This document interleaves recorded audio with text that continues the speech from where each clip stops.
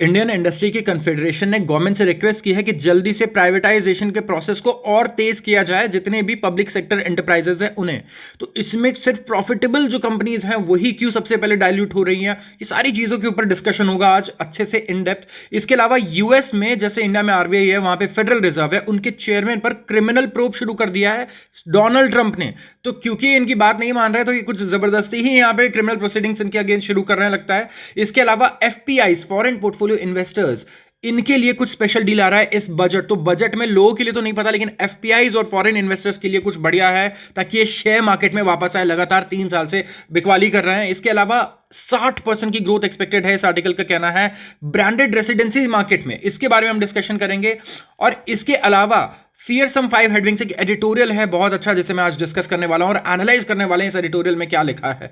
और साथ ही साथ ग्रॉक एआई, आप समझते होंगे डोनाल्ड ट्रंप का जो प्लेटफॉर्म है ट्विटर, अब वो एक्स कहलाता है। और यहां पे कुछ बहुत सारी चीजें हो रही हैं, बहुत सारी कंट्रोवर्सीज हो रही है, जिसके बारे में हम डिस्कस करेंगे। गवर्नमेंट ने इनके ऊपर काफी बड़े एक्शंस लिए हैं। तो अगर ये सारे आर्टिकल्स का एनालिसिस आपको देखना है तो ध्यान से बैठ जाइए, इस चैनल को भी सब्सक्राइब कर लीजिए एंड इस वीडियो को लाइक कर दीजिए, ताकि आप अंत तक हर चीज़ कैसे एनालाइज करना है, कैसे सारे डॉट्स को कनेक्ट करना है, आप ये सीख पाओगे। कैसे आपकी लाइफ को ये इंपैक्ट करते हैं, चाहे आपके पैसा हो, चाहे आपके खर्चे हो, चाहे आपकी इनकम हो। शुरुआत करूंगा सबसे पहले आर्टिकल से, और ये है पीएससी प्राइवेटाइजेशन के बारे में। ठीक है, अब यहां पे 10 लाख करोड़ का खजाना जो है इसे अनलॉक किया जा सकता है। इसका मतलब क्या है? अब confederation of Indian industry CII, सबसे पहले ये आप याद रखिएगा, इन्होंने अर्ज किया है, रिक्वेस्ट किया गवर्नमेंट को कि थोड़ा फास्ट ट्रैक करो, प्रोसेस को तेज करो, जो प्राइवेटाइजेशन का प्रोसेस है पब्लिक सेक्टर एंटरप्राइजेस के। तो कैसे आपके जॉब्स इंपैक्ट हो सकते हैं इससे, और कैसे क्या इंपैक्ट होगा, ये सारा हम लोग इसमें आर्टिकल में समझेंगे आगे। तो सबसे पहले तो देखिए, बहुत सारे एंटरप्राइजेस लिस्टेड है, तो शेयर होल्डर्स को भी इससे इंपैक्ट पड़ता है। अगर आपने शेयर्स खरीद रखे हैं किसी पीएसयू के, अगर आप जॉब की तैयारी कर रहे हैं या जॉब करते हैं, तब भी आपकी लाइफ पे बहुत ज्यादा इंपैक्ट पड़ता है इससे। तो पीएससी कोई आम चीज नहीं है इंडिया जैसी कंट्री के लिए। तो ये अनलॉक करना चाहते हैं सब्सटेंशियल रिसोर्सेज इंफ्रास्ट्रक्चर के लिए, और एड्रेस करना चाहते हैं की development priorities amid global economic uncertainties. सबसे पहले जो प्री बजट रिकमेंडेशन था यूनियन बजट FY27 के लिए, सीआई ने एस्टिमेट किया था कि हम 10 लाख करोड़ इसमें टोटल रिलीज कर सकते हैं। अब गवर्नमेंट के लिए सिंपल आपको एक फंडा बता देता हूं, गवर्नमेंट का क्या फंडा है। गवर्नमेंट पैसे जीएसटी में आपको ऑलरेडी इस बार बेनिफिट मिला, इनकम टैक्स भी 12 लाख तक के लिए माफ कर दिया। तो पैसे अब आएंगे कहां से? तो गवर्नमेंट काफी सारा पैसा इनमें जो फंसा है इनके पब्लिक सेक्टर एंटरप्राइजेस में, वहां से रेस करना चाहती है, यहां से बेचेंगे। और जो हमारा इतना सारा पैसे की रिक्वायरमेंट है इंफ्रास्ट्रक्चर प्रोजेक्ट्स के लिए, बाकी चीजों के लिए, वहां पर लगाएंगे, इनका ये कहना है। दूसरा ये कहते हैं कि जो पब्लिक सेक्टर कंपनीज है ना, ये एफिशिएंट नहीं है। ठीक है, जब ये एफिशिएंट तब होंगी जब इन्हें प्राइवेट एंटरप्राइजेस रन करेंगे, जब इसमें प्राइवेट एम्प्लॉयज आएंगे तब ये एफिशिएंटली चलेंगी। तो यहाँ पे हाईलाइट किया इन्होंने स्ट्रेटेजिक इंपॉर्टेंस को प्राइवेटाइजेशन का, कि करंट ग्लोबल इकोनॉमिक लैंडस्केप में प्राइवेटाइज होना बहुत जरूरी है। तो सीआईआई के जो डायरेक्टर जनरल है, उनका कहना है कि इंडिया जो है वो ग्रोथ हो रही है इंडिया में, और ये ड्रिवन है बाय प्राइवेट एंटरप्राइजेस और इनोवेशन। और पीएसयू में ये सारी चीजें नहीं हो पा रही हैं इतने अच्छे से जितना प्राइवेटाइजेशन होने के बाद होंगी। तो उन्होंने कहा जो स्ट्रेटेजिक डिसइन्वेस्टमेंट पॉलिसी है एसडीपी, ये आपको याद रखना है।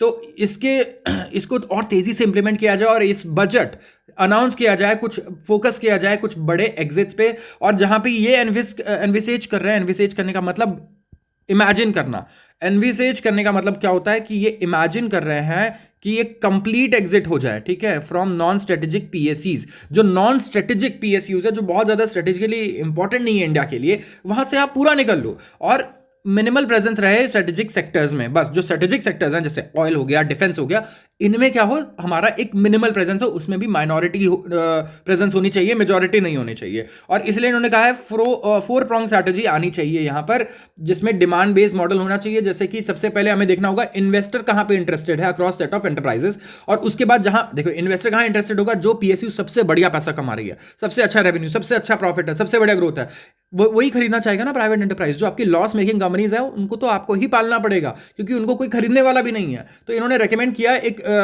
3 साल का प्राइवेटाइजेशन पाइपलाइन रोल करने के लिए, to provide investors with greater visibility, और एनकरेज करने के लिए deeper engagement and improve price discovery. तो इन्होंने ये भी कहा कि एक डेडिकेटेड इंस्टीट्यूशनल फ्रेमवर्क होना चाहिए, जिसमें मिनिस्ट्रियल बोर्ड होना चाहिए ओवरसाइट के लिए, एडवाइजरी बोर्ड ऑफ एक्सपर्ट्स होना चाहिए, एंड प्रोफेशनल एग्जीक्यूशन होना चाहिए, टू इंश्योर ट्रांसपेरेंसी और अकाउंटेबिलिटी हो, और कंटिन्यूअस यहाँ पर इंप्रूवमेंट आता रहे। इन्होंने ये तक कहा है यहाँ पर कि जो लिस्टेड जो डिसइन्वेस्टमेंट है लिस्टेड पीएससीज में, वहाँ पे गवर्नमेंट को अपना स्टेक सबसे पहले तो 51% पे लाना चाहिए, जहाँ 70-80 जो भी है सबसे पहले तो 51% पे लाओ, उसके बाद इसे 26 से 33% के बीच में कर देना चाहिए इवेंचुअली। और हम लोग यहाँ पे अगर स्टेक 51% पे भी ले आए 78 लिस्टेड पब्लिक सेक्टर एंटरप्राइजेस में, तो हम 10 लाख करोड़ अभी अनलॉक कर देंगे। तो आप ये सोच के खुश हो रहे हो ना कि गवर्नमेंट इतने सारे आईपीओस खुद अपने लेकर आ रही है। अभी बीसीसीएल का लेट्स से आईपीओ आ रहा है फॉर एग्जांपल, लेकिन इससे पहले अगर आप देखोगे तो एसजेवीएन ग्रीन, एनटीपीसी ग्रीन और ये सब जो आईपीओस आ रहे हैं, यहाँ पे गवर्नमेंट अपना पैसा अनलॉक करिए। ओएफएस है, पैसा डेवलपमेंट में खर्च नहीं हो रहा है इतने आईपीओस का, ये पैसा कहाँ जा रहा है, ये गवर्नमेंट की जेब में जा रहा है। तो एक तरीके से गवर्नमेंट क्या कर रही है, अपने स्टेक को कम कर रही है। तो पहले 2 साल में अगर आप देखोगे तो जो प्रपोज रोड मैप है, इसके हिसाब से डिसइन्वेस्टमेंट स्ट्रैटेजी में 55 पीएसयूज को टारगेट किया जा सकता है। एंड यहां पे 4.5 लाख करोड़ जो है यहां से विड्रॉ हो सकता है। तो ये है हमारे rapid public sector privatisation budget में। एक्सपेक्ट करो कि इस बजट कुछ ना कुछ आ सकता है इससे। एंड डू फॉलो अस, अगर आपको इसके आगे के अपडेट्स चाहिए होंगे तो इसी चैनल पे आपको मिलते भी रहेंगे। इसके अलावा इसी आर्टिकल में मैं बता दूं, पिछले आर्टिकल में ही इन्वेस्टर्स के लिए बढ़िया है, जो लोग शेयर खरीद के बैठे हैं। ऑफ कोर्स ये प्राइवेटाइज होगा तो ये और एफिशिएंटली रन होगा, तो शेयर होल्डर मैक्सिमाइजेशन पे चलेगा, ना कि ये वेलफेयर पे चलेगा, राइट। क्योंकि पीएसयूज जो होते हैं वो काइंड ऑफ, अगर आप देखोगे तो दे आर नॉट कंप्लीटली एकदम कैपिटलिस्टिक होते हैं। तो यहाँ पे एम्प्लॉय बेनिफिट्स आगे जाके घटेंगी। ऑफ कोर्स जो भी मिल रही है पीएसयू एम्प्लॉयज को, प्राइवेट एम्प्लॉयज को तो नहीं मिलने वाली, बट शेयर होल्डर्स का यहाँ पे फायदा होगा। शेयर होल्डर्स को दिमाग में रख के ही सारा काम होगा फिर आगे, अगर ये प्राइवेटाइज हो जाती है तो। लेकिन नुकसान किसका होगा, जो वहाँ काम कर रहा है एंड जो वहाँ पे जॉब करने के लिए अभी एग्जाम्स की प्रिपरेशन कर रहा है, तैयारी कर रहा है। अब बात करता हूं यूएस से जो बहुत इंपॉर्टेंट बड़ी न्यूज़ आ रही है जेरोम पॉवेल की। एंड यहाँ पे इतना प्रेशर किया जा रहा है इनके ऊपर कि ये कह रहे हैं कि मेरे ऊपर क्रिमिनल प्रोब स्टार्ट कर दिया है डोनाल्ड ट्रंप की गवर्नमेंट ने। अब ये चेयर है फेडरल रिजर्व के चेयर। अब इंडिया में क्या होता है, हम लोग कहते हैं आरबीआई के चेयरमैन। जैसे इस टाइम पे मेरा सवाल आपसे यह है कि इंडिया में आरबीआई का चेयरमैन कौन है? विदाउट गूगल किए, विदाउट कहीं सर्च किए, कॉमेंट सेक्शन में आंसर कीजिएगा। सही आंसर्स को मैं डिस्कस करूंगा अगले वीडियो में। जेरोम पॉवेल नाम है इनका और यूएस के सेंट्रल बैंक को लीड करते हैं। और इनका कहना है यूएस सेंट्रल बैंक ने यूएस सेंट्रल बैंक को सर्व किया गया है ग्रैंड जूरी सबीनास, मतलब कि एक तरीके से नोटिस आए हैं ये from justice department threatening a criminal indictment, criminal case इनके ऊपर हो सकता है related to his June congressional testimony इन्होंने दिया था ऑन ऑनगोइंग रेनोवेशंस। कुछ रेनोवेशन का काम चल रहा है फेडरल रिजर्व के हेडक्वार्टर में, रिपेयरमेंट और रेनोवेशन का। तो इन्होंने रिजेक्ट किया नोशन को कि जो एक्शन है ये ड्रिवन है बाय हिज टेस्टिमनी और रेनोवेशन। ये प्रीटेक्स्ट है। पॉवेल ने कहा कि जो थ्रेट है क्रिमिनल चार्ज का जो मेरे पर लगाया गया है वो कॉन्सिक्वेंस है, मतलब वो इसकी वजह से हो रहा है। किसकी वजह से? कि फेडरल रिजर्व जो इंटरेस्ट रेट है वो हमारे बेस्ट असेसमेंट के बेसिस पे कर रहा है, जो पब्लिक के लिए बेस्ट है, जो पब्लिक को सर्व करेगा, रादर देन जो डोनाल्ड ट्रंप बोल रहे हैं वो करने के जगह पर। तो डोनाल्ड ट्रंप की क्योंकि बात नहीं मान रहे हैं और पब्लिक के लिए जो बेस्ट है वो कर रहे हैं, इनका ये कहना है, इसीलिए इनके ऊपर थ्रेड लगाए जा रहे हैं, थ्रेड दिए जा रहे हैं इनको क्रिमिनल चार्जेस के। इनका भी कहना है कि this is about whether Fed will be able to continue the set interest rates based on evidence and economic conditions. हम एविडेंस या इकोनॉमिक कंडीशन देख करके इंटरेस्ट रेट सेट करेंगे, या फिर सीधा जो पॉलिटिकल प्रेशर और इंटिमिडेशन होगा, इंटिमिडेशन मतलब जो डराया जाता है, ठीक है, तो डराने और धमकाने के जो प्रेशर है उनसे हम लोग सेट करेंगे हमारे इंटरेस्ट रेट्स। आप ये खुद बताइए, इनका ये कहना है। इस न्यूज़ के बाद यूएस डॉलर में कमजोरी आई सबसे पहले तो, ठीक है। इसके बाद जो मेजर काउंटर पार्ट्स थे उनमें भी हमें गिरावट देखने को मिली, लेकिन कोई बड़ी गिरावट आई नहीं है जैसे न्यूज़पेपर वाले गिरावट बता देते हैं। 0.3% S&P इंडेक्स गिरा है। S&P वहाँ का निफ्टी है, आप ऐसे समझो। अब निफ्टी या फिर निफ्टी 500 जैसे हमारे यहाँ वैसे समझ लो, तो 0.3% गिरना इज नथिंग। वाइल जो गोल्ड है वो एक्सटेंड हुआ है, गोल्ड ऊपर और गया है, क्योंकि जहाँ डर का माहौल होता है वहाँ गोल्ड और ऊपर जाता है, लोग गोल्ड पे विश्वास करते हैं और किसी चीज़ पे नहीं। तो ये अनप्रेसिडेंटेड मूव जो आया है ट्रंप एडमिनिस्ट्रेशन द्वारा, यहाँ पे कहीं ना कहीं एस्केलेशन देखने को मिल रहा है। मतलब एस्केलेशन का मतलब बढ़ जाना, जैसे लड़ाई एस्केलेट हो गई और बढ़ गई। तो ट्रंप का जो लॉन्ग स्टैंडिंग फ्यूड है विद फेड चेयर, कहीं ना कहीं हमें ये नजर आ रहा है दोनों के बीच में हमेशा से जो फ्रिक्शन रहा है वो अब दिख रहा है। खैर डोनाल्ड ट्रंप का सबके साथ थोड़ा बहुत फ्रिक्शन रहा ही हर डिपार्टमेंट के साथ, तो क्योंकि डोनाल्ड ट्रंप लगातार कह रहे हैं कि अग्रेसिवली रेट कट करो, लगातार आप इंटरेस्ट रेट गिराओ ताकि और जॉब्स क्रिएट हो, इकोनॉमी और ऊपर जाए। और फेडरल रिजर्व को लगता है कि इन्फ्लेशन बढ़ सकता है अगर ऐसे कर दिया तो एकदम से। बड़ी मुश्किल से 5 साल लगे, कोविड के बाद इंटरेस्ट रेट को बढ़ा करके रखना पड़ा, रिकॉर्ड हाई पे लेके जाना पड़ा, तब जाके ब्याज दर जो बढ़ाने के बाद इन्फ्लेशन कंट्रोल में आया यूएस में बड़ी मुश्किल से। और क्रूड के दाम वगैरह सब कम है, बात सही है, लेकिन टैरिफ टैरिफ का इम्पैक्ट कहा जा रहा है कि और डेटा मिलने के बाद ही कह सकते हैं कि टैरिफ का इम्पैक्ट आएगा या नहीं। आप जाके, मैंने कल जो वीडियो डाली है उसे आप चेक कीजिए, टैरिफ का इम्पैक्ट अभी तक क्यों नहीं आया है कोई। टैरिफ के बाद हमें लग रहा था यूएस की इकोनॉमी खराब हो जाएगी, क्यों नहीं हुई है, इसके जवाब आपको कल की वीडियो में मिल जाएंगे। एंड इनका कहना है कि मैं अपना जॉब करता रहूंगा विद इंटेग्रिटी एंड कमिटमेंट। तो बहुत इंटरेस्टिंग चल रहा है यूएस मार्केट में, ये सास बहू वाला ड्रामा काफी देखने को मिल रहा है, लेकिन बहुत बड़े लेवल पे देखने को मिल रहा है जो हमारी लाइफ को इम्पैक्ट कर देता है, मैं बता दूं आपको। तो लेट्स सी क्या होता है आगे। अब बात करूंगा एफपीआईज की। इस बजट फॉरेन पोर्टफोलियो इन्वेस्टर्स, एफपीआईज होते हैं फॉरेन पोर्टफोलियो इन्वेस्टर्स। ये लोग, मैं बता दूं, ये बहुत लॉन्ग टर्म इन्वेस्टर्स नहीं होते हैं, कम ही दिनों के लिए आते हैं शेयर मार्केट में, ठीक है। साल 2 साल के लिए आते हैं, कई बार तो कुछ महीनों के लिए, कुछ दिन के लिए आते हैं।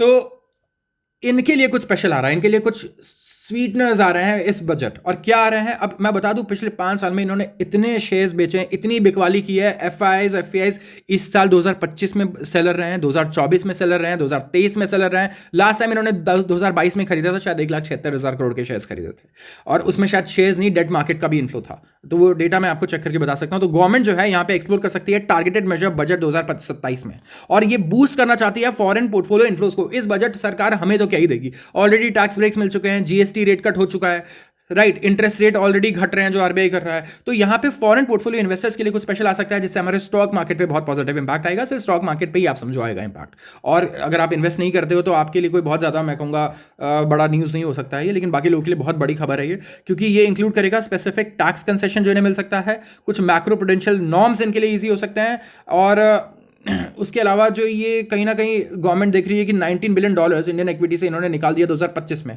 और डोमेस्टिक सेविंग्स भी बढ़ रही है। तो ऑफकोर्स हमें चाहिए कि ऐसा नहीं है कि एफआईआईज और एफपीआईज बिल्कुल आना ही बंद कर दें इंडिया में। मैं बता दूं, पिछले 15 साल का अगर आप डेटा देखेंगे तो एफपीआईज पिछले 15 साल के सबसे लोएस्ट शेयर पे चल रहे हैं। तो इनका जो शेयर है इंडियन मार्केट में पिछले 15 सालों में सबसे लो पर है। आई थिंक इस टाइम पे 75 लाख करोड़ की इन्वेस्टमेंट्स है इनकी, और इस टाइम पे म्यूचुअल फंड्स और डीआई सबसे ज्यादा यहां पर शेयर लेकर के बैठे हैं, इनसे ज्यादा शेयर लेके बैठे हैं पिछले रिकॉर्ड हिस्ट्री में, इंडियन हिस्ट्री में बोल रहा हूं, मतलब मैं जो उनका हिस्ट्री रहा है उसके हिसाब से उन्होंने सबसे ज्यादा अभी तक शेयर खरीद रखे हैं, सबसे बड़ा शेयर ले रखा है। लेकिन अगर पब्लिक ने डर के मारे म्यूचुअल फंड में विड्रॉ मारना शुरू कर दिया तो मार्केट तो क्रैश हो जाएगा, राइट। तो इतना भी ऐसा नहीं होना चाहिए कि कंप्लीटली म्यूचुअल फंड्स ही सारा होल्ड करके बैठे रहे। ऑल्दो पब्लिक विड्रॉ करती है, बट इतना भी ज्यादा हमें देखने को नहीं मिलेगा कि इतना बड़ा पैनिक आ जाए usually. But foreign portfolio investors का होना बहुत हेल्दी है और बहुत जरूरी है इंडियन मार्केट्स में। अब वन ऑफ द प्रपोजल्स जो एक्टिवली कंसिडर किए जा रहे हैं यहाँ पे वो ये है कि टैक्स फ्री स्टेटस दिया जाए लिस्टेड इक्विटी इन्वेस्टमेंट्स को by long term institutional investors, जैसे कि पेंशन फंड और एंडोमेंट फंड्स। तो पेंशन फंड और एंडोमेंट फंड को कुछ स्पेशल प्रिविलेजेस मिलेंगे। इसके अलावा करंटली जो पेंशन फंड्स और सॉवरेन वेल्थ फंड्स हैं वो बेनिफिट करते हैं 100% टैक्स एग्जम्पशन से, एंड तो इन्हें ऑलरेडी टैक्स एग्जम्पशन मिलता भी है। Further Abu Dhabi investment trust authority और पब्लिक इन्वेस्टमेंट फंड जो सऊदी अरेबिया के हैं और उनके जो होली ओन सब्सिडरीज हैं ये भी एलिजिबल हैं for tax exemptions on income from dividends, interest and long term capital gains.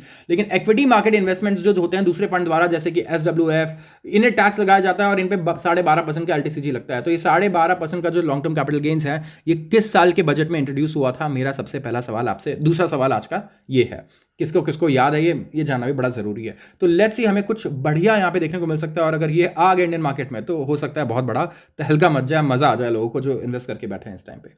अब बात करूंगा 60% ग्रोथ की। मैं 60% ग्रोथ की बात कर रहा था, किसी सेक्टर में सिर्फ एक साल में 60% की ग्रोथ एक्सपेक्टेड है भाई। अभी क्या लिख रहे हैं ये लोग न्यूज़पेपर वाले, जरा देखते हैं। ब्रांडेड रेसिडेंसेज मार्केट में grow 60% by 2027 on global push. India का जो ब्रांडेड रेसिडेंस मार्केट है ये शार्प अपसाइड देख सकते हैं 2027 तक बाय 60% राइज हो सकता है कमिटेड प्रोजेक्ट्स में by number of global brands और इंटीग्रेटेड मिक्स यूज डेवलपमेंट। तो इंडस्ट्री के एग्जीक्यूटिव का कहना है कि इंडिया एस्टिमेटेड है कि around 4000 unit of branded residencies आप समझ गए, जो बिल्डिंग्स बन रही हैं ब्रांडेड कंपनीज द्वारा, वो ऑपरेशनल यहाँ पे हो सकता है और कमिटेड सप्लाई हो सकती है इसकी। और ज़्यादातर जो पार्ट है इस ग्रोथ का वो आ रहा है लास्ट 18 और 24 मंथ्स में, जहाँ पे 40 से 45% जितने भी रेसिडेंस ब्रांडेड रेसिडेंस इन्वेंट्री है वो लॉन्च हुई है और कमिट हुई है सिंस 2021। तो एक्सपर्ट इंडिकेट कर रहे हैं कि जो सप्लाई है, कमिटेड सप्लाई, ये बढ़ेगा टू 6000 और 6500 units through out India by 2027, और एक्सपेक्टेड है कि कंट्रीब्यूट करेगा 30% ब्रांडेड यूनिट स्टॉक में इन एशिया पैसिफिक रीजन। तो कहीं ना कहीं अगर आप देखोगे तो ये एक्सपेंशन कहाँ पे आ रहा है, जैसे कि इवन एज अगर आप बेंगलुरु, हैदराबाद, गोवा, अहमदाबाद, सूरत, इंदौर, लखनऊ, चंडीगढ़ और लीजर बेल्ट्स को देखो नियर मेट्रो सिटीज़, ये बहुत बड़े लोकेशंस बन रहे हैं, इंपॉर्टेंट लोकेशंस बन रहे हैं आगे के लिए। एनसीआर लीड कर रहा है यहाँ पे। करंट प्लांट सप्लाई है 2117 ब्रांडेड रेसिडेंस यूनिट्स की, जहाँ पे फॉलोड बाय मुंबई 715, पुणे 480 के आसपास है, उड़ीसा 402, चेन्नई 123। तो यहाँ पे डोमेस्टिक वेल्थ क्रिएशन हमें रिकॉर्ड लेवल पे देखने को मिल रही है। ऑल टाइम हाई पे इंडिया में जो लोग पैसा इनके हिसाब से कमा रहे हैं, सेव कर रहे हैं, तो कहीं ना कहीं इंडिया ऑन ट्रैक है to be among the top 3 branded residence market in Asia. और 60% की ग्रोथ यहाँ पे इसीलिए एक साल में एक्सपेक्टेड है इन्हें। जो प्राइस किया जाता है उसका प्रीमियम रेंज होता है 30 से 50% ओवर स्टैंडर्ड लग्जरी प्रॉपर्टीज। तो ब्रांडेड हाउसिंग प्रिडोमिनेटली एक एंड यूजर ड्रिवन सेगमेंट है, जहां पे डिमांड डिपेंड करता है ब्रांड के इन्फ्लुएंस पे, क्या क्या पर्क्स मिलेंगे, क्या ये गोदरेज का है, क्या ये किस ब्रांड का है। आप समझ रहे हो, ये ब्रांडेड चीज़ें मतलब थोड़े लग्जरी एमिनिटीज़ होती हैं ये, बट इसकी डिमांड बहुत ज़्यादा है इस टाइम पे, क्योंकि जिस हिसाब से वो एमिनिटीज़ देते हैं, एनवायरमेंट देते हैं, अंदर ही कैफ़े वगैरह हर चीज़ आपको मिलेगा, स्विमिंग पूल्स देखने को मिलेंगे। तो ये करीब 3,600 से 9,000 स्क्वायर फीट होते हैं। और एनसीआर और पुणे रीजन में 70 से 80% हायर रियलाइजेशन है देन नॉर्मल लग्जरी यूनिट्स। तो जो प्रीमियम प्राइसिंग है वो बड़ा काम करता है, बहुत ही प्रीमियम दाम पे बेचती हैं इन्हें कंपनीज। मतलब कि 1 करोड़ की चीज़ आपको समझ लो कुछ नहीं तो कम से कम भी डबल में देखने को मिलेगी, ठीक है, बड़े आराम से, बिकॉज वो ब्रांड है तो वो इतना प्रीमियम चार्ज करेगा। और वो मास मार्केट है नहीं प्रोडक्ट, राइट, कम लोग वहाँ रह रहे हैं। तो आप जो चीज़ खरीद रहे हो रियल में अगर उसकी वैल्यू देखोगे आप खुद से अगर करोगे या किसी नॉर्मल लग्जरी उस पर भी जाओगे तो वो 50% आपको कम मिल जाएगा। लेकिन लोग ब्रांडेड के लिए काफ़ी ज़्यादा मरते हैं, आपको पता है। तो हॉस्पिटैलिटी ब्रांड जैसे कि ताज होटल, मैरियट, वेस्टिंज ऑलरेडी प्रेजेंट है स्पेस में। और जो ब्रांडेड रेसिडेंस सेगमेंट है ऑलरेडी डाइवर्सिफिकेशन यहाँ पे हो रहा है, जैसे कि डोनाल्ड ट्रंप यहाँ भी आ गए। अब ट्रंप ऑर्गेनाइजेशन वर्क कर रहा है 2 ट्रंप ब्रांडेड रेसिडेंशियल टावर्स में गुड़गांव में, जो बिल्ड किया जा रहा है in collaboration with smart world developers and Tribeca developers. Auto makers Mercedes Benz, BMW ये भी आए कर रहे हैं इस मार्केट को। वैसे आपने देखा होगा बुगाटी ने भी दुबई में एक बिल्डिंग बनाई है, मेरे ख्याल से साथ में शायद आपको एक बुगाटी भी आप वहाँ पार्किंग मिल रहा है रखने के लिए। डायरेक्टली आप अगर 100वें माले पे रहते हो तब भी वहाँ पे आप अपनी कार लेके जा सकते हो, मे भी कुछ ऐसा है, आई डोंट नो। तो luxury watch, luxury car companies, luxury hotels, ये सारे मिल करके कहीं ना कहीं कोलैबोरेट कर रहे हैं और यहाँ पे अब ब्रांडेड सर्विस्ड अपार्टमेंट्स बना रहे हैं, और specifically Noida, greater Noida expressway पे। तो आप देखो प्रीमियमाइजेशन हो रहा है फ्लैट्स का। अब इसमें समझ नहीं आ रहा था क्या इनोवेशन करें, तो अब इनोवेशन क्या कर रहे हैं हम, दुबई वगैरह का कॉन्सेप्ट देखा हमने और दूसरी जगह देखा, और यहाँ पे हम अब इन्हें ब्रांडेड कंपनीज के साथ कोलैबोरेट करके इनमें और प्रीमियमाइजेशन दे रहे हैं कि भैया आप और ज़्यादा ब्रांडेड जगह पे रहते हो, आप ब्रांडेड पहनो मत, सिर्फ ब्रांडेड जगह पे रहो भी। अब बीएमडब्ल्यू की कार में अगर आप जा रहे हो तो बीएमडब्ल्यू के घर में ही सो मतलब इस तरीके से पूरा एक इकोसिस्टम मिल रहा है, बन रहा है इस टाइम पे। तो अब आता हूँ अगले आर्टिकल पे। एडिटोरियल है, जितने लोग एडिटोरियल पसंद करते हैं they should listen this very carefully. तो fearsome 5 headwinds for a country facing multiple headwinds, India oddly relaxed है। मतलब मल्टीपल हेडविंड्स आ रहे हैं हमारे पास अगेंस्ट, ठीक है, प्रॉब्लम्स हैं यहाँ पे। ऑफ कोर्स कुछ एडवांटेजेस भी बहुत बड़े बड़े हैं। हम अभी गोल्डी लॉक्स डिस्कस कर रहे थे पिछले आर्टिकल्स में। पिछले 5 वीडियोस आपको देखना चाहिए मेरे ख्याल से, अगर आप रिलेट करना चाहते हो इस करेंट वीडियो से। तो नंबर 1 वीडियो से आप स्टार्ट करो। तो इंडिया ऑडली रिलैक्सड है, स्टॉक मार्केट स्टिल हवा कर रहा है नियर रिकॉर्ड हाई सबसे पहले तो। इसके अलावा शॉपिंग मॉल्स अगर आप देखोगे तो ये बिजी हैं, एंड इंटरेस्ट रेट्स बहुत स्टेबल हैं। सेल्स ऑफ कार अगर आप देखोगे और बाइक्स ये लगातार बढ़ रहे हैं। हाई एंड प्रॉपर्टी सेल्स तो और स्ट्रॉन्गर 60% अभी हमने देखा, यहाँ पे ग्रोथ भी एक्सपेक्ट कर रहे हैं हम लोग पिछले आर्टिकल में ही। तो जो इन्वेस्टर्स और पॉलिसी मेकर्स हैं इनको लगता है कि बड़ा ही स्मूथ चल रहा है इस टाइम पे सारा मामला, राइट। और ये कॉन्फिडेंस बड़ा ही मिसलीडिंग हो सकता है कि जिस आपके साथ दुर्घटना तब होती है ना जब आप रिलैक्सड होते हो, जब आप डरे हुए होते हो ना तब चीज़ नहीं होती। जैसे रिलैक्स होते हो कि नहीं यार अब डर के कोई फायदा नहीं है, वैसी चीज़ें गलत होना शुरू हो जाती है कई बार। और बीनीथ द सर्फेस अगर आप देखोगे तो इंडिया एक स्लोअर फेज में आ रहा है इस एडिटोरियल आर्टिकल के राइटर के अकॉर्डिंग। अब क्या कह रहे हैं देबशीष बसु जी, एक बार जानने की कोशिश करते हैं। सबसे पहले तो इन्होंने कहा है 1 डिफाइंड बाय 5 फैक्टर्स, और ये 5 फैक्टर्स क्या है। नंबर 1 पे, इसको मैं डिफरेंट कलर से हाईलाइट करता हूँ ताकि हम डिफ्रेंशिएट कर पाएँ। यहाँ पे नंबर 1 पे क्या है, high government debt to GDP ratio, मतलब कि डेट अगेंस्ट जीडीपी अगर रेशियो कैलकुलेट करोगे तो डेट काफ़ी ज़्यादा बढ़ चुका है। दूसरा, स्लोइंग डोमेस्टिक रेवेन्यू इंजन, जो डोमेस्टिक रेवेन्यू है हमारी कंपनीज का वो कहीं ना कहीं स्लो हो रहा है। जो इंडियन कंपनीज है इतना पैसा एक्चुअली अर्निंग्स ग्रो नहीं कर पा रही हैं। और इसके बाद लोअर हाउस होल्ड सेविंग्स, लोग सेव नहीं कर पा रहे हैं, पैसा सेविंग्स नहीं हो रही है। And more hostile geopolitical environment. Geopolitical environment और ज़्यादा ख़राब है, ये तो एक्सपेक्टेड है। रशिया यूक्रेन वॉर देखो, चाहे आप यूएस ने इतने सारे सिचुएशंस क्रिएट कर दिया, मिडल ईस्ट में ईरान में प्रोटेस्ट चल रहा है, राइट, इजराइल के बीच में और इनके बीच में इतनी सारी प्रॉब्लम्स देखने को मिली। इवन यूएई भी अब इन्वॉल्व हो चुका है, राइट। यूएई और यमन के आप देख सकते हो क्या क्या चीज़ें चल रही है, जहाँ पे सऊदी अरेबिया ने कहा है उन्हें इन्फ्लुएंस को ख़त्म करने के लिए अपने। तो इंडिया ने मैनेज किया ईच ऑफ दिस फोर्सेस को सेपरेटली इन पास्ट, लेकिन एक साथ अब ये आ रहे हैं तो ये थ्रेटन करते हैं कि हमारा जो ग्रोथ नैरेटिव है ना, इसको कहीं ना कहीं ये मैं कह रहा हूँ कि नेगेटिव कर सकता है, ठीक है, जो नैरेटिव हमने बड़ी मुश्किल से बिल्ड किया है। अब बात करते हैं डेट टू जीडीपी की। डेट टू जीडीपी रेशियो क्या होता है? टोटल डेट, आपके ऊपर उधार कितना है। डेट टू जीडीपी रेशियो आपकी इनकम की तरह है। जैसे मैं बोलूँ आपकी सैलरी कितनी है, ठीक है, सैलरी मान लो आपके 1 लाख रुपए है, और आपके ऊपर कर्ज कितना है, कितने का लोन है फॉर एग्जाम्पल, तो आप कह रहे हो मेरे पास लोन है 2 लाख रुपए का। अब एक साल में आप 1 लाख रुपए कमा रहे हो, एक साल में आप अब एक साल में नहीं, अब टोटल डेट आपके ऊपर 2 लाख है, तो डेट टू जीडीपी रेशियो कितना हुआ? 2:1 हुआ, 2:1 हुआ। तो वैसे ही इंडिया का debt to GDP ratio calculate किया जाता है, और यहाँ पे इनके हिसाब से ये ज़्यादा है। अब ज़्यादा कैसे है और ज़्यादा क्या फिगर होता है, क्या किसको हम ज़्यादा कह सकते हैं, एक बार ये देखते हैं। तो फाइनेंस मिनिस्टर ने कहा है कि डेट टू जीडीपी को कम करना हमारी कोर प्रायोरिटी, और इस बजट में हमें देखने को मिल सकता है। एक तो फिस्कल डेफिसिट और डेट टू जीडीपी रेशियो।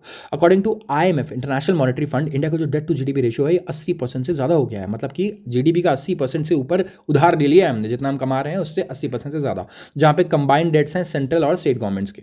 अब how will government reduce debt? Government reduce कैसे करेगी डेट को? तो according to several fiscal estimates 4 से 5 ओवरहेड्स हैं खर्चों के। अब आप भी क्या बैठोगे, कहोगे, आप कहोगे यार उधार कम करना है तो खर्चे कम करने पड़ेंगे, और उस खर्चे से जो सेव होगा उससे उधार चुकाएंगे। तो सबसे पहले कहाँ जा रहा है पैसा? सबसे पहले एज अ कंपनी सोचो, आप सैलरीज दे रहे हो तो 28% पैसा जा रहा है सैलरी में, पेंशन जा रहे हैं 15%, इंटरेस्ट जो हम पे करते हैं 25%, तो ब्याज चला जा रहा है, ब्याज उधार लेकर के ब्याज चुका रहा है। ऐसी हाल है, ऐसी हालत रहती है गवर्नमेंट्स की। और सब्सिडी और वेलफेयर पे जा रहा है 15%, तो टुगेदर 80% जो गवर्नमेंट का रेवेन्यू है वो यहीं चला जा रहा है। तो डेट को कम करने के लिए बचा ही क्या, राइट। अभी प्राइम मिनिस्टर से मीटिंग भी किया गया, तो इकोनॉमिस्ट ने आर्ग्यू किया कि कैपिटल एक्सपेंडिचर को आप कम करो और डेट को उससे कट करो, क्योंकि केपेक्स इंडिया में क्या है ना, मैं बताता हूँ बड़ी इंटरेस्टिंग चीज़। गवर्नमेंट केपेक्स करती है, केपेक्स का मतलब होता है capital expenditure, capex capital expenditure, मतलब कैपिटल एक्सपेंडिचर जैसे इंफ्रास्ट्रक्चर पे खर्च करना, लॉन्ग टर्म प्रोजेक्ट्स पे खर्च करना, कुछ बिल्ड करना, right.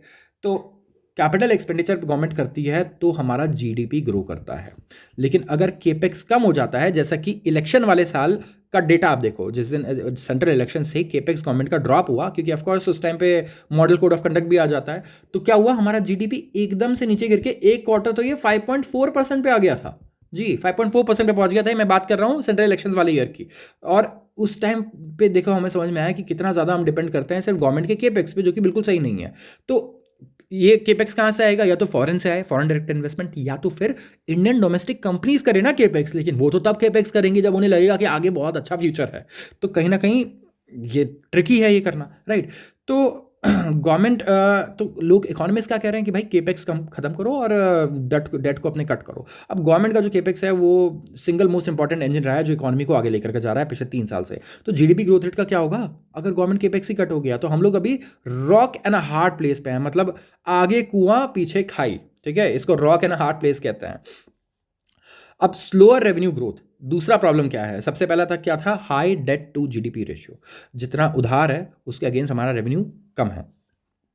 Date would not have been a problem अगर इंडिया की जो रेवेन्यू बेस है वो रॉबस्ट होती। लेकिन 3 साल के ग्रोथ के बाद भी अगर आप देखोगे तो इंडिया का जो मेन रेवेन्यू इंजन है ना वो मोमेंटम लूज कर रहा है। रेवेन्यू इंजन क्या है? सबसे पहले दिसंबर का आप डेटा देखो, जो नेट कलेक्शन है हमारा जीएसटी का, रेवेन्यू इंजन होता है जीएसटी, गवर्नमेंट टैक्स से पैसा कमाती है। ये सबसे रिलायबल रियल टाइम इंडिकेटर होता है इकोनॉमिक एक्टिविटी का। जीएसटी बढ़ रहा है, इकोनॉमिक एक्टिविटी बढ़ती है, ठीक है, सीधा सीधा सिंपल इंडिकेटर है ये। और ये सिर्फ 2.2% बढ़ा। और underneath this headline half of Indian states जो है वो स्टैग्नेट कर रहे हैं या श्रिंक कर रहे हैं। स्टेट्स का हाल तो आपको पता ही है कितना बुरा होता है, क्योंकि स्टेट की पॉलिसीज तो पता नहीं कौन से इकोनॉमिस्ट बनाते हैं। ज़्यादा स्टेट्स एकदम खड्डे और खाई में रहते हैं, और स्टेट के इलेक्शंस में तो जनता ऐसे इंसान को वोट देती है जो सबसे ज़्यादा मुझे लगता है कि प्रूव करता है कि भाई सबसे घटिया पॉलिसीज इकोनॉमी की मेरी होंगी।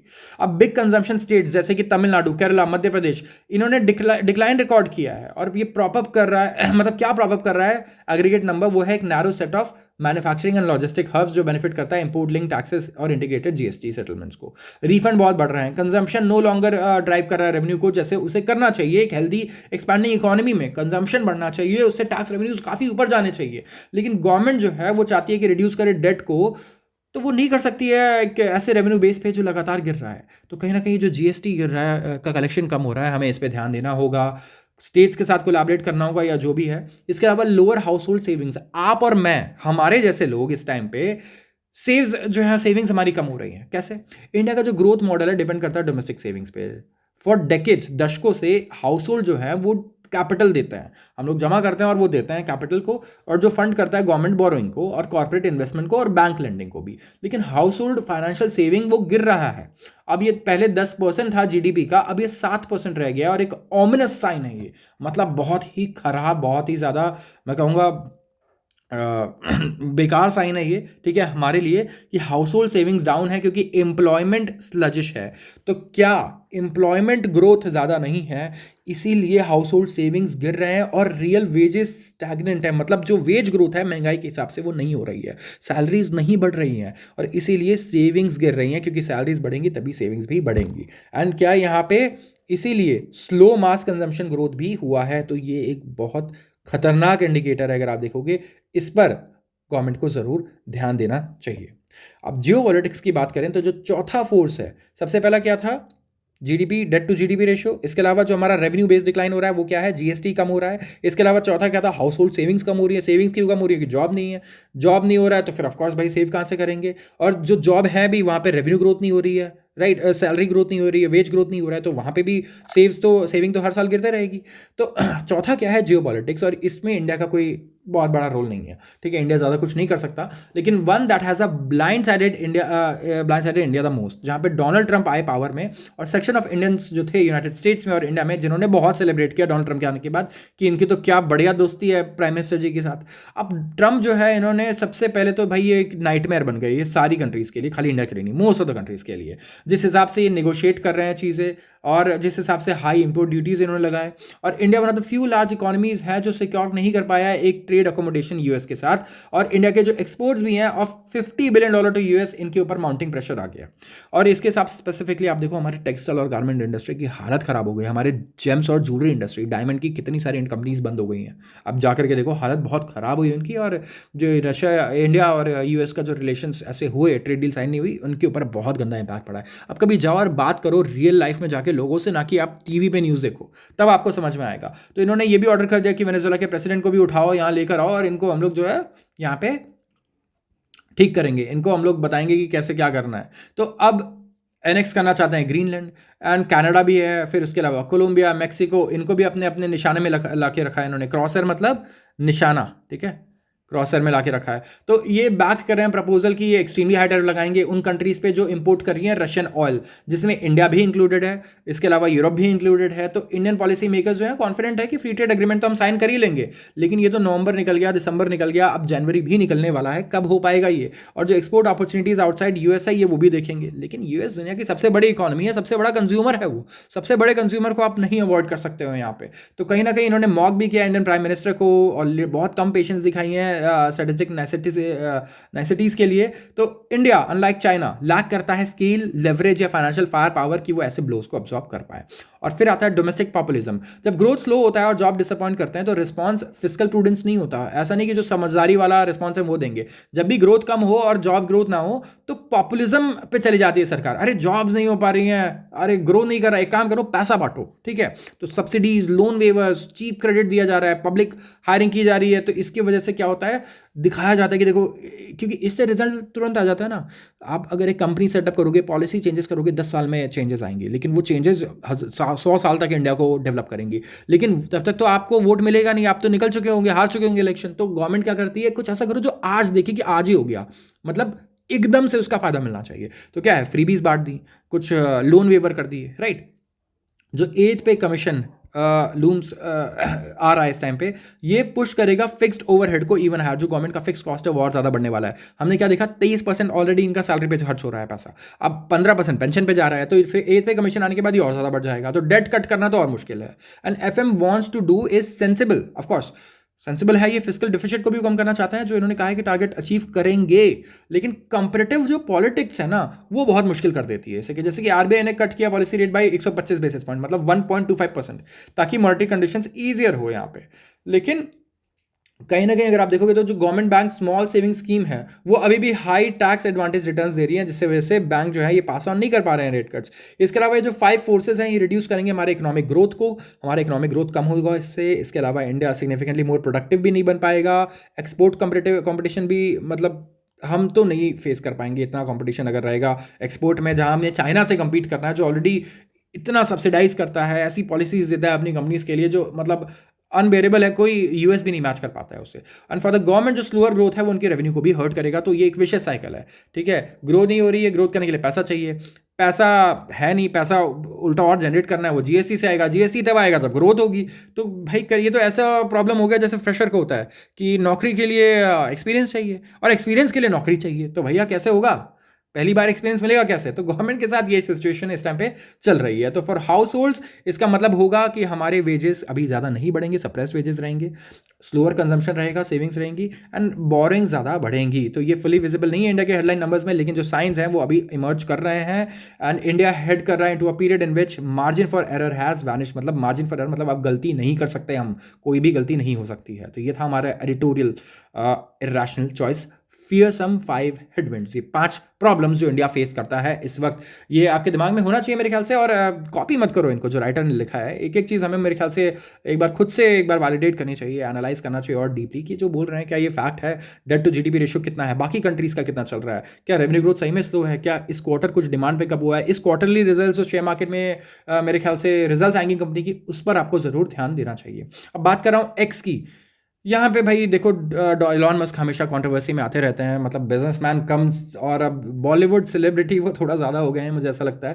तो अब इन्होंने ब्लॉक किए हैं 3,500 पोस्ट को, और 600 अकाउंट को भी एक्स पे ब्लॉक किए गए। अब हो ये रहा है कि माइक्रो ब्लॉगिंग जो साइट है एक्स, जिसे पहले ट्विटर कहा जाता था, इन्होंने कहा इंडियन गवर्नमेंट को कि हमने 3,500 ऑब्सीन एंड एक्सप्लिसिट कंटेंट जो जनरेट किए गए थे एक्स पे, एक्स के यूज़र द्वारा, इसके ग्रॉक एआई की कैपेबिलिटी को मिसयूज करके उसे हटा दिया गया है। तो इन्होंने कुछ ऐसे एआई से इस तरीके के फीचर लॉन्च किए सबके लिए कि अगर कोई भी अपनी फोटो डाल रहा है, किसी की भी फोटो है कहीं, अगर उसने अपलोड कर दी ट्विटर पे, तो आप वहीं पे नीचे कमांड देकर ग्रॉक से आप उसके कपड़े बदल दोगे, आप किसी को कुछ भी पहना सकते हो, किसी कपड़े उतार सकते हो, कुछ भी कर सकते हो। तो इसकी वजह से इंडियन गवर्नमेंट और बाकी गवर्नमेंट्स को भी बहुत ज़्यादा गुस्सा आया कि ये आप क्या कर रहे हो। और मैं देखिए, मैं मजाक में नहीं बोलना चाहूँगा, क्योंकि इट इज़ वेरी सीरियस, ठीक है, ये कोई मजाक की बात नहीं है। कितने सारे बच्चों के फोटोज़ थे जो अंडर एज माइनर चिल्ड्रन हैं, उनके फोटोज़ का मिसयूज़ हो रहा था वहाँ पे, और बहुत मतलब मैं कहूँगा ऑन अ स्केल सिर्फ यही चीज़ ट्रेंड कर रही थी। जब से ये फीचर लॉन्च हुआ तब से एक्स पे और कुछ नहीं हो रहा था। तो इन्होंने बार किया है और डी प्लेटफॉर्म किया है 600 यूज़र्स को, including some from other countries, दूसरी कंट्रीज़ के भी, जो मिसयूज़ कर रहे थे photo of Indian women and children ये इमेजेस को जनरेट करने के लिए। ये भी इन्फॉर्म किया गया गोइंग फॉरवर्ड कि एक्स जनरेट नहीं करेगा ऐसे images for users in India, ठीक है, इंडियन यूजर्स के लिए तो नहीं होगा। और एक्स का रिस्पांस आया, came in an action taken report, ATR, ये गवर्नमेंट ने इनसे मांगा, minister of electronics and information technology ने, कि आप एटीआर सबमिट करो। एटीआर क्या होता है, एक्शन टेकन रिपोर्ट, ठीक है। तो ग्रॉक क्या है, जैसे चैट जीपीटी है, जेमिनी है, वैसे ही ट्विटर एक्स का एक टूल है ग्रॉक, ग्रॉक एआई, एक चैट इनेबल्ड बॉट है ये भी। तो कहीं ना कहीं ये जो फीचर्स आ रहे हैं और एआई का जो यूज़ है, अगर आप देखोगे तो ये कोई प्रोडक्टिव यूज़ नहीं है, राइट।